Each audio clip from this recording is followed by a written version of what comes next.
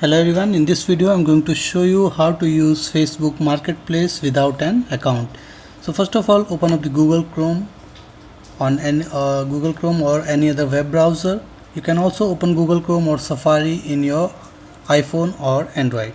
So once you're here, in order to access the marketplace, you need to go to a website facebook.com/marketplace. Okay, so if I go here, then you can see facebook.com/marketplace. okay, you don't need to enter this one. Okay, this is my Facebook ID. Okay, so you can just enter facebook.com/marketplace and it will take you to the marketplace. Now from here you can actually go and browse all the items that are listed. You can also go to the categories from the left hand side and you can see clothing, then there is electronics and so many things. You can add it and filter out in order to see the things listed on the marketplace here. Okay, however, you need to know one thing, that without an account you won't be able to interact with the seller or you won't be able to purchase it.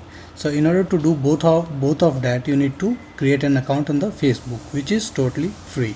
Okay, so once you create the account, then only you can purchase it or you can buy it, alright, or you can interact with the seller in order to negotiate the price on the product that you want.